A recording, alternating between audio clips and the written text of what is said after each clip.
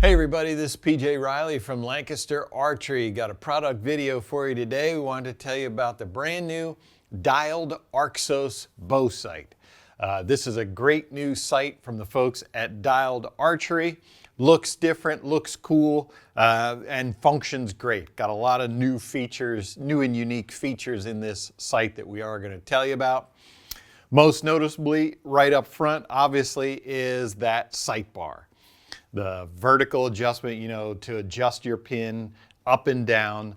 Normally, we're used to seeing that be perfectly vertical. What this allows you to do, Dialed Archery, by having it on a slant, as you can see, so if I would set this up 20 yard, I would have the bar all the way up so that I can max my distance going down.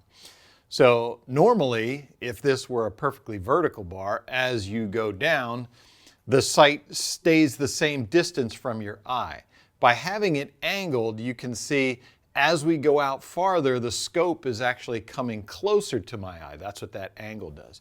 And what that allows them to do is allows you to get more distance from your setup. When you bring that scope in, you're effectively increasing the range that you can set up on your sight tape. So that's the reason for the angle. Next thing you're going to notice here is this big gap in here. Dialed calls this the void. And it's just a unique feature. It allows them to have this big wheel here. This is a great big yardage adjustment wheel. Great, once you get a hold of that thing, it's not like having to twist something tiny. You're out there hunting, you need to make a fast adjustment, you can grab hold of that and twist it. It's just a great knob they have there for adjusting the distance. And then on the inside, it allows them, that's where your sight tape is gonna be. And now I will tell you, there is the ability to swap this. You can move the dial to the inside and you can move the sight tape to the outside. You can go to Dialed's website. They have a tutorial. There's a lot of parts you have to take off and rearrange to do that. But you do have that capability. So we are looking at a 5-inch dovetail.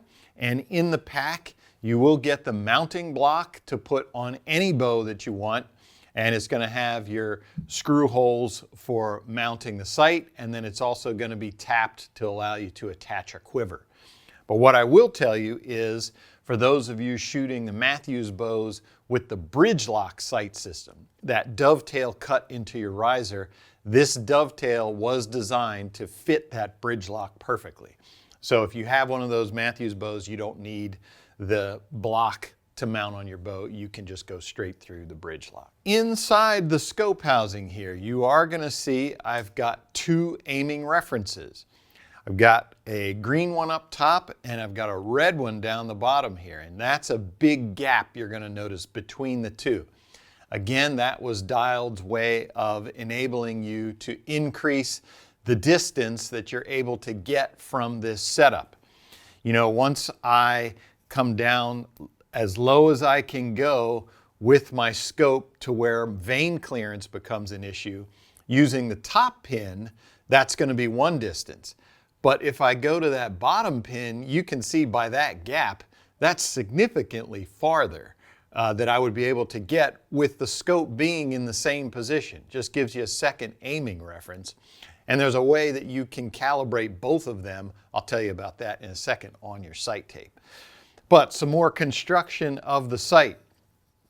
While we're looking at the scope, we might as well stick here with the level that is on the top of the scope housing. A lot of times, especially as you get to distance looking through a peep, when that level is on the bottom, it can disappear. If you have a sight tape from 20 out to 130 yards, once you drop down to the bottom, you're not looking straight through that peep anymore. Some things at the bottom of the peep are going to disappear. So by moving it up to the top, it's always going to be in your field of view. If you can see the pin, you're going to be able to see that level. So that's why they put it up there. On top here, you do have a fiber cover, a slidable fiber cover. This is the fiber that's illuminating your pins in here. And, you know, with it open, now it's gathering any available light around is going into that fiber, which is transmitting to the pin ends. If you're out in bright sunlight and that's just too hot, you're getting a starburst from your pins because it's so bright, you can just quiet those pins down by sliding this cover over top. Dialed is planning to have an additional piece to where this will have a light built into it. And then when you covered your fiber, you could turn the light on. But that would be an add-on piece afterwards. So adjusting the sight itself before we get to the sight tape. So it is going to come from the factory with your first axis leveled. First axis, of course, is your scope here, how you look through it as the archer.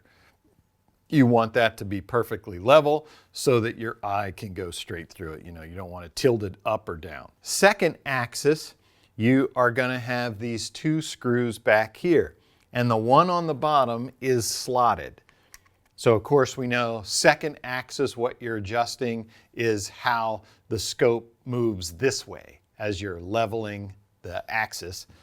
So what we would do is I would loosen these two screws. And then, as I said, the one on the bottom is slotted, so you can see how that twists up and down. You know, I've got my bow in a vise. Once I get it set to where I want it, then I can lock these screws in place. While we're on the subject, loosening these two screws also allows you to move your scope up and down. That's what you're going to move. We'll talk about why that's important in a second, but it's those two screws that allow you to position the scope on the rail. It is going to come from the factory about in the middle of that rail, but we're probably going to move it once you set it up. I'll tell you about that. Now my third axis, this is kind of unique. There is only one bolt for adjusting the third axis. Usually there's two.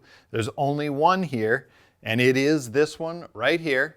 And I would just loosen that. And of course, third axis, as we know, adjusts your scope like a swinging door. It's adjusting it this way. You know, that's important for up and downhill. That's why you get everything leveled first and then tip the bow forward when you're adjusting the third axis, and that'll tell you if it's on or off. So you can see that I have that screw loose, and now you can see the movement in the scope like the swinging door this way. That's exaggerated. Of course, you don't need much movement there to get this thing level. So that is your third axis adjustment. Again, cool to see that it's just a single screw. That makes things simple. Once that one's locked in place, man, it's not going anywhere. So for your windage, you do have a dial on the side here, and I'll tip this up so that you can see when I adjust. You can see I'm turning it counterclockwise, and you can watch that scope barrel coming out. It's extending it out. That's moving this sight to the left. If I turn it clockwise, I am bringing that sight in. And it is, you know, each click is just a tiny, tiny little bit. I'm moving it a lot so that you can see how it's moving, but each individual click just makes a tiny adjustment. So you can micro dial this thing in to get it set where you want it. All right, so let's talk about sight tapes. So out of the box, you are going to get a ring mounted on the sight here that has numbers on it. That's going to be for setting up your sight. That's not the actual sight tape. This is your test tape. So you're just going to use this for reference, and then once you get, once you take shots at 20, 30, 40, 50, the more points of reference that you have, the more you can pick out, a precise sight tape. You will get 48 sight tapes in the pack with your sight. Pre-printed, waterproof, these are nice. And what you're going to do is once you pick one, is you're going to take it, you get a second ring, and this is the one you're going to apply your working sight tape to. You're going to tape it on there, and then you're going to replace it right here. We'll show you how to do that. But what Dialed recommends that you do, of course, is when you start to sight in is take this block and push it all the way up. There's a hard stop at the bottom. That's where I'm at. So if you start there and get your 20 pin, all you have to do is turn it until it stops, and you know your sight's going to be at the 20 yards. Now this is where you are going to adjust this scope up and down using these two screws. I max it out in this position. Now I move the scope most likely down to get my 20 yard, and then I'm going to fix it in position there. Now I can go about setting my other distances by moving the sight this way. And incidentally, you do have, you can adjust the tension on this wheel.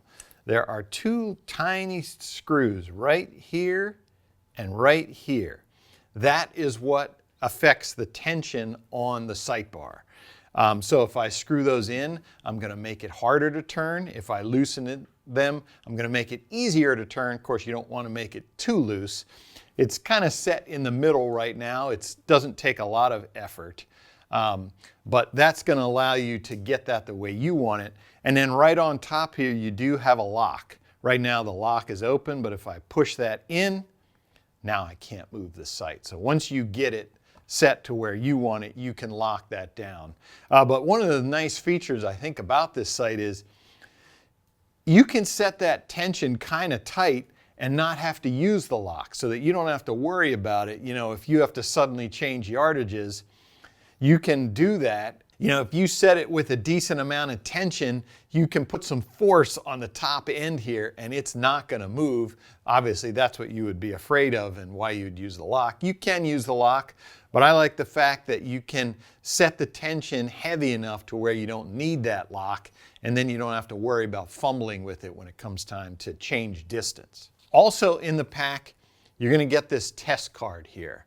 So what I like in the dialed instructions is I'll use the tape that's on here to set my distances. I start there, I find 20 yards, and I've got white indicator right here.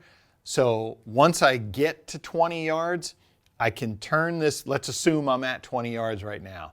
I can turn this white line to match right off the bottom of this black square here. So we can consider that to be 0. And then my distances, I'm just going to mark as I go down.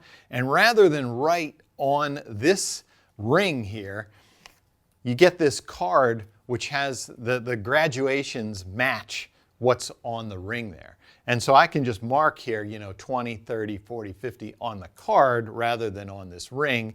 And then I can use this tape to try and match up with my actual tape. That's going to be much easier to do than try to do it with a round surface. So that's going to allow you to get your sight tape. So once I want to put my actual tape on, I can just loosen that screw in there and I can remove that ring. So once I put my new ring on, let's pretend that my old ring is the one with the sight tape, because what I want to show you is I put this into place. Now I spin this to wherever my indicator is. Again, that's going to be 20 yards, so you don't have to worry about it. You can spin this wherever it needs to go. You're going to want to line it up, get your sight in the proper position. We know that if we max it out vertically, that's going to be 20 yards as long as we match up the lines on the sight tape with what's on the scope itself. Now I would lock my sight ring into place right there. That's not going to move. These other pins, you'll notice you are going to get 4 of these extra pins. There are other scope options where you're going to have more aiming references. Right now this sight just has the 2 aiming references. So we're going to assume that my white line here, that's going to be my indicator for that top pin. So this second pin, now that's what I'm going to set for that bottom pin. And we've got these 2 screws right here. I would just loosen both of these, and then I can move this indicator down the wheel. So once I'm at 20 yards, what I'm going to want to do is back up and find out where that red pin hits when I am at 20 yards. And then I'm going to take this dial and I'm going to set it to that number. Let's say it's 50 yards. I move this to 50. That gives me my reference for that bottom pin when my elevation is maxed out all the way up. So now when I turn down, I'm always going to know where that red pin is according to this wheel. All right, so that is the Arxos sight from Dialed Archery. Great new innovative sight from the folks at Dialed Archery.